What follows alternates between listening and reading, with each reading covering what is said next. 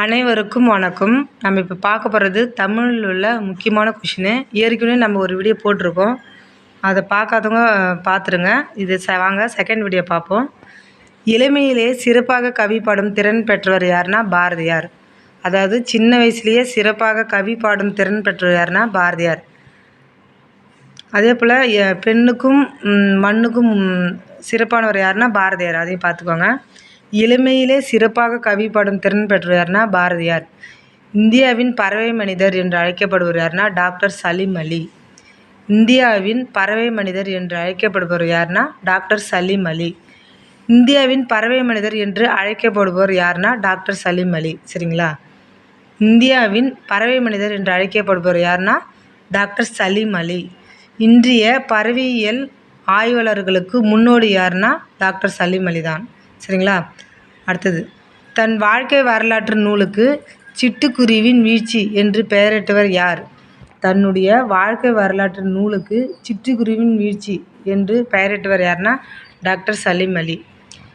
காக்கை குருவி எங்கள் ஜாதி என்று கூறியவர் யாருன்னா பாரதியார். காக்கை குருவி எங்கள் ஜாதி என்று கூறியவர் யாருன்னா பாரதியார். வான்புகழ் வள்ளுவர், தெய்வ புலவர், பொய்யில் புலவர், சென்னா போதார் இது எல்லாமே திருளுடைய சிறப்பு பெயர்கள். வான்புகழ் வள்ளுவர், தெய்வ புலவர், பொய்யில் புலவர், சென்னா போதார், பெருநாவலர் இதெல்லாம் திருளுடைய சிறப்பு பெயர்கள். சரிங்களா? 2016ஆம் ஆண்டு ரியோ நகரில் மாற்றுத்திறனாளிகள் ஒலிம்பிக் போட்டியில் உயரம் தாண்டுதலில் தங்கப்பதக்கம் பெற்றவர் யாருன்னா தமிழ்நாட்டைச் சேர்ந்த மாரியப்பன். அதாவது மாற்றுத்திறனாளிகள்னு ஒரு ஒலிம்பிக் போட்டி நடத்தினாங்க. சரிங்களா? அது எங்கே நடத்துனாங்கன்னா ரியோ நகரில். எந்த வருஷம் நடத்துனாங்கன்னா 2016. சரிங்களா? அது யார் பதக்கம் வென்றாங்கன்னா தமிழ்நாட்டை சேர்ந்த மாரியப்பன். சரிங்களா? 2016ஆம் ஆண்டு ரியோ நகரில் மாற்றுத்திறனாளிக்கான ஒரு ஒலிம்பிக் போட்டியில் உயரம் தாண்டுதல் தங்கப்பதக்கம் பெற்றவர் யாருன்னா தமிழ்நாட்டை சேர்ந்த மாரியப்பன். சரிங்களா? ஆத்திச்சூடி ஈற்றியவர் யாருன்னா ஔவையார். புதிய ஆத்திச்சூடி ஈற்றியவர் பாரதியார். அறிவியல் ஆத்திச்சூடி ஈற்றியவர் நெல்லை சு. முத்து. இது பார்த்துக்கோங்க. புதிய ஆத்திச்சூடி பாரதியார், ஆத்திச்சூடி ஔவையார், அறிவியல் ஆத்திச்சூடி நெல்லை சு. முத்து. சரிங்களா? டிஃப்ரெண்ட் பார்த்துக்கோங்க. அறிவியல் சிந்தனைக்கொள் ஆய்வில் மூழ்கு என்ற பாடலின் ஆசிரியர்னா நெல்லை சு. முத்து. அறிவியல் என்றாலே நெல்லை சு. முத்து தாங்க, ஞாபகம் வச்சுக்கோங்க. அறிவியல் சிந்தனைக்கொள் ஆய்வில் மூழ்கு என்ற பாடலின் ஆசிரியர்னா நெல்லை சு. முத்து. அடுத்த கொஷின், தம்மை ஒத்த அலை நீளத்தில் சிந்திப்பவர் என்று மேதகு அப்துல் கலாம் அவர்களால் பாராட்ட பெற்றவர் யாருன்னா நெல்லை சு. முத்து.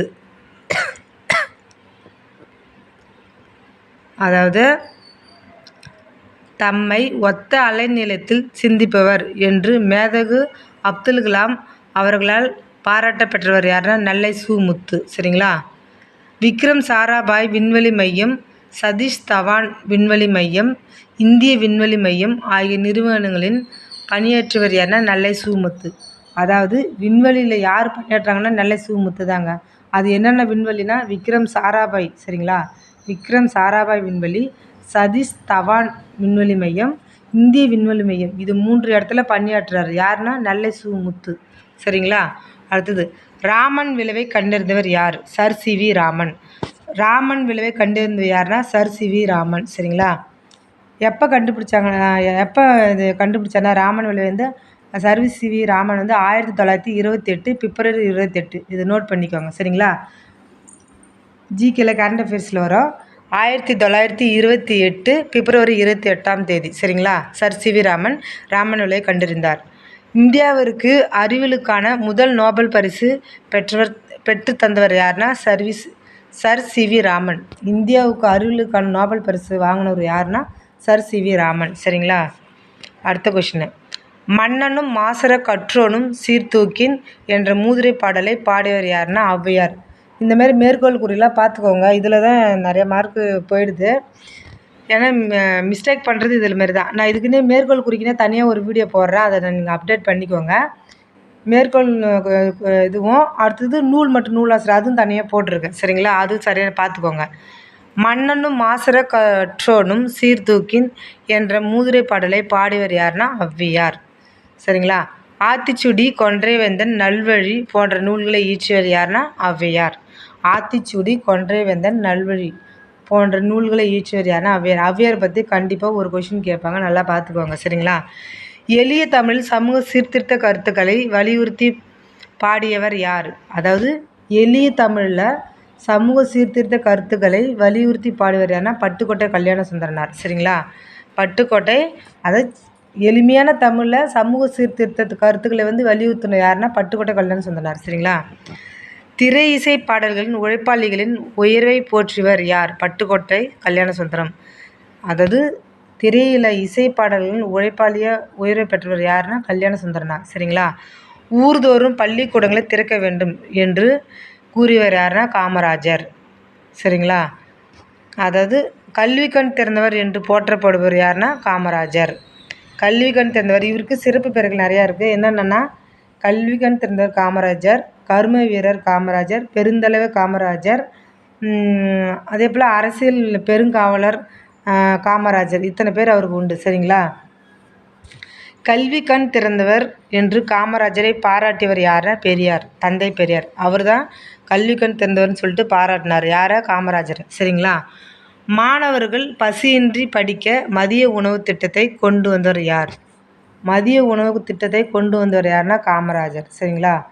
மதிய உணவு, அதாவது மாணவர்கள் பசியின்றி தவிக்கிறாங்க அப்படிங்கும்போது மதிய உணவு திட்டத்தை கொண்டு வரணும் அப்படின்னு சொல்லிட்டு யார் கொண்டு வந்தால் காமராஜர். அதே போல் சத்துணவு திட்டத்தை கொண்டு வந்தவர் யாருன்னா எம்ஜிஆர் சரிங்களா. சத்துணவு திட்டம் கொண்டு வந்தவர் யாருன்னா எம்ஜிஆர். மதிய உணவு திட்டம் கொண்டு வந்தார்னா காமராஜர். பள்ளிகளில் ஏற்றத்தாழ்வின்றி குழந்தைகள் கல்வி கற்க சீருடை திட்டத்தை அறிமுகம் செய்தவர் யார்? அதாவது பள்ளிகளில் எந்த ஒரு ஏற்றத்தாழ்வும் இருக்கக்கூடாது, அதனால் அனைவரும் ஒரே மாதிரியே ட்ரெஸ் யூனிஃபார்ம் போகணுன்னு சொல்லிட்டு ஒரு திட்டத்தை கொண்டு வந்தார் சரிங்களா. சீருடை திட்டம்னு சொல்லிட்டு அது யார் கொண்டு வந்தார்னா காமராஜர். பள்ளிகளின் வசதிகளை பெருக்க பள்ளி சீரமைப்பு மாநாடுகள் நடத்தியவர் யார்? பள்ளிக்கு சீரமைச்சு ஒரு மாநாடு நடத்தினார். பள்ளிகள் கரெக்டான முறையில் நடக்குதா அப்படின்னு சொல்லிட்டு ஒரு சீரமைப்பு ஏற்படுத்தணும் அப்படின்னு சொல்லிட்டு யார் கொண்டு வந்தார்னா காமராஜர். நூலக விதிகளை உருவாக்கியவர் யாருன்னா அரங்கநாதன். அதாவது நூலக விதிகளை உருவாக்கியவர் யாருன்னா அரங்கநாதன். இப்போ நூலக விதிகளுக்கு ஒரு பட்டம் வழங்குவாங்கன்னா யாரை வச்சுன்னா அரங்கநாதன் பட்டம் தான் கொடுப்பாங்க சரிங்களா, அவார்டு. இந்திய நூலகவியலின் தந்தை என அழைக்கப்படுவது யாருன்னா அரங்கநாதன். இந்திய நூலகவியலின் தந்தை அரங்கநாதன். மற்போரில் சிறந்தவன் யார்? நரசிம்மவர்மன். மற்போரில் சிறந்தவன் யாருன்னா நரசிம்மவர்மன். மற்போரில் சிறந்தவன் யாருன்னா நரசிம்மவர்மன். உலகில் வாழும் மக்கள் அனைவருக்கும் சிறப்பான அறங்களை வலியுறுத்துவர் யார்? திருவள்ளுவர். அதாவது உலகில் வாழும் மக்களுக்கு அனைவருக்கும் ஒரு சிறப்பான அறங்களை வலியுறுத்துவார்னா திருவள்ளுவர். திராவிட நாட்டின் வானம்பாடி என்று பாராட்டப்பெற்றவர் யார்? முடியரசன். திராவிட நாட்டின் வானம்பாடி என்று பாராட்டப்பெற்றவர் யாருன்னா முடியரசன். நெய்தல் திணையின் மக்கள் யார்? பரதர், பரத்தியர். நெய்தல் திணையின் மக்கள் யாருன்னா பரதர், பரத்தியர். அதேபோல் நெய்தல் திணையில் விளையும் பூ எதுனா தாழம்பூ. உலக உயிர்கள் எல்லாம் துன்பமின்றி இன்புற்று வாழ வேண்டும் என்று விரும்பியவர் யாரா? புத்தர். உலகத்தில் உள்ள உயிர்கள் எல்லாம் துன்பமின்றி இன்பமுற்று வாழ வேண்டும் அப்படின்னு சொன்னவர் யாருன்னா புத்தர். அரச வாழ்வை துறந்து நள்ளிரவில் அரண்மனையை விட்டு வந்தவர் யாருன்னா புத்தர் பிரான். அதாவது அரச வாழ்வை துறந்து நள்ளிரவில் அரண்மனையை விட்டு வந்தவர் யாருன்னா புத்தர் பிரான். லைட் ஆஃப் ஆசியா என்னும் நூலை எழுதியவர் யாருன்னா Edwin Arnold. Light of Asia என்ற நூலை எழுதியவர் யாருன்னா எட்வின் அர்னால்டு. நேர்மையான வாழ்வை வாழ்பவர் யாருன்னா எல்லா உயிர்களிடத்தும் இரக்கம் கொண்டவர். அதாவது எல்லா இடத்துலையும் இரக்கம் கொண்டவங்க தான் நேர்மையான வாழ்வை வாழ்வாங்க அப்படின்னு சொல்ல வராங்க. வாடிய பயிரை கண்ட போதெல்லாம் மாடினேன் என்று கூறியவர் யாருன்னா வள்ளலார். வாடிய பயிரை கண்ட போதெல்லாம் மாடினேன் என்று கூறியவர் யாருன்னா வள்ளலார். அன்னை தெரசாவிற்கு அடுத்த அமைதிக்கான நோபல் பரிசு பெற்ற இந்தியர் யாருன்னா கைலாஷ் சத்யார்த்தி. அன்னை தெரசாவுக்கு அமைதிக்கான நோபல் பரிசு பெற்றவர் யாருன்னா இந்தியாவில் கைலாஷ் சத்யார்த்தி. அன்னை தெரசாவுக்கு அப்புறம் கைலாஷ் சத்யார்த்தி தான் வாங்கினார் சரிங்களா. வாழ்க்கை என்பது நீ சாகும் முறை அல்ல, மற்றொரு மனதில் நீ வாழும் முறை என்று கூறியவர் யாருன்னா அன்னை தெரசா. அதாவது வாழ்க்கை என்பது நீ சாகும் முறை அல்ல, மற்றொரு மனதில் நீ வாழணும் அப்படின்னு சொல்லவர் யாருங்கன்னா அன்னை தெரசா. குழந்தைகளை பாதுகாப்போம் என்னும் இயக்கத்தை தொடங்கியவர் யாருன்னா கைலாஷ் சத்யார்த்தி.